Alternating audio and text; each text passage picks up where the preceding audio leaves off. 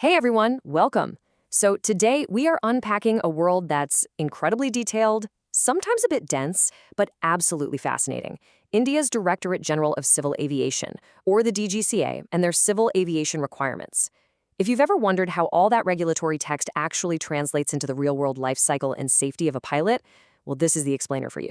We're going to see how these rules shape literally everything, from the very first day a pilot logs a flight hour, to how much sleep they're getting between international sectors, right down to the intense, highly specialized authorizations required to land a commercial jet when you can barely see past the nose of the aircraft. Here's our flight plan for this explainer. We'll start with mastering CAR Section 7, then converting a foreign CPL, diving into the new FDTL rules, managing crew fatigue, and finally, Cat 2 and 3 authorizations. So I want you to keep this question in the back of your mind as we go through this. How do you actually build a safer, more resilient aviation industry? It's really easy to look at aviation regulations as just a mountain of bureaucratic paperwork. But when you break them down, these aren't just administrative hurdles. They are meticulously designed, science-backed solutions to the very real risks of human error, fatigue, and completely unpredictable environments. Let's see exactly how the DGCA builds this safety net. All right, let's dive into Section 1. Mastering KR Section 7, the gateway to flying. Every aviation career starts with stepping stones, right? You can grab a student pilot license, or SPL, at just 16 years old with a basic Class 2 medical. But look at the jump when we get to the commercial pilot license, the CPL. Not only do you have to be 18 and pass 5 rigorous theory subjects on the Pariksha portal, but you absolutely must hold a Class 1 medical. And eventually, to become an airline captain, you'll need your airline transport pilot license at age 21, which still demands that top-tier medical clearance. This Class 1 medical is literally the ultimate gatekeeper. In fact, a lot of students invest heavily in flight school, only to find out a medical condition disqualifies them later on. So the takeaway here is crucial. Secure that Class 1 medical at the very beginning of your journey if you ever intend to fly for a living. Which brings us right into Section 2, converting a foreign CPL and navigating those hurdles.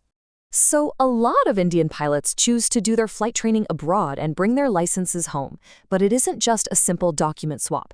The DGCA is fiercely protective of domestic standards under CAR Section 7 Series G. If you bring a foreign CPL back, your foreign flying experience only counts if it's heavily scrutinized. First off, your original logbook has to be thoroughly authenticated by the authority in the country where you trained. But even with all those logged hours, the DGCA mandates that your actual skill tests must be conducted right here in India on at least one aircraft type that will be endorsed on your license. Plus, if your foreign license doesn't include an instrument rating, you're doing that test in India too. Most importantly, the aircraft you test on has to be on the Indian register with a valid certificate of airworthiness. Basically, foreign experience is great, but local competency is absolutely non-negotiable. I want to pause on this really profound statement.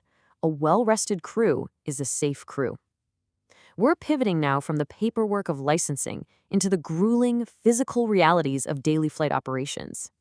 Fatigue impairs judgment and reaction time just like alcohol does, and at 35,000 feet, compromised reaction time is entirely unacceptable.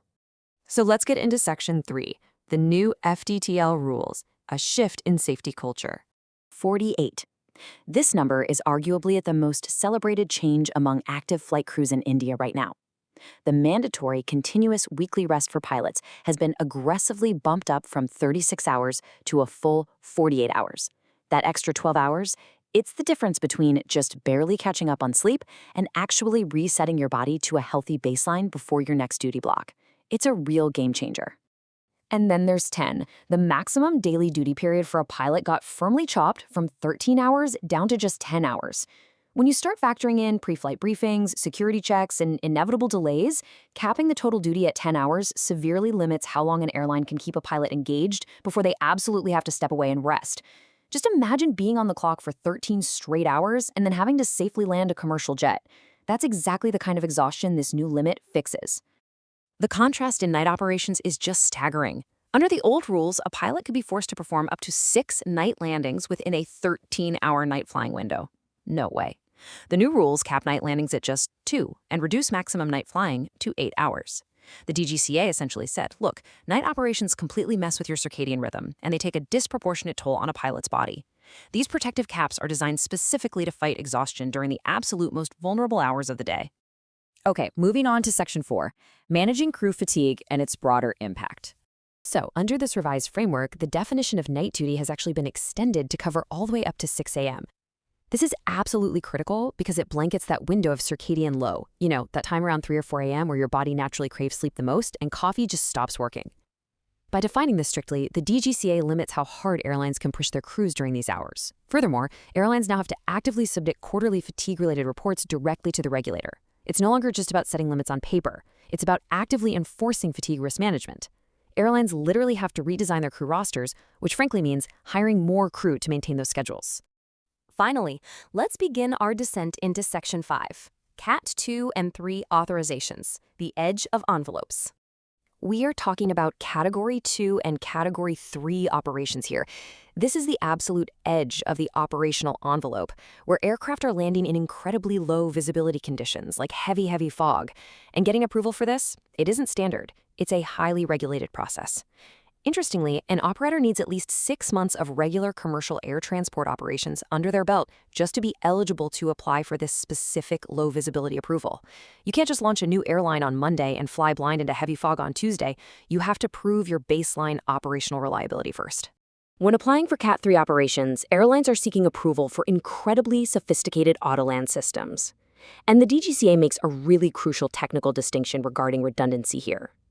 Fail-passive basically means if a piece of the Autoland system fails during the descent, the system disconnects smoothly without jerking the plane, but the pilot has to take over or abort immediately. Fail-operational, though, is a much higher standard. It means the aircraft has so much built-in redundancy that even if a critical failure happens, the plane's backup systems will still seamlessly complete the approach, the flare, and the touchdown entirely automatically. To actually get there, every airline has to meticulously pass through this 5-phase structured approval process. From the initial letter of intent in pre-application, passing through heavy document evaluation on maintenance procedures and flight crew training, right into real-world demonstrations. The DGCA essentially watches the airline prove they can safely operate and maintain these complex systems before even considering the final sign-off.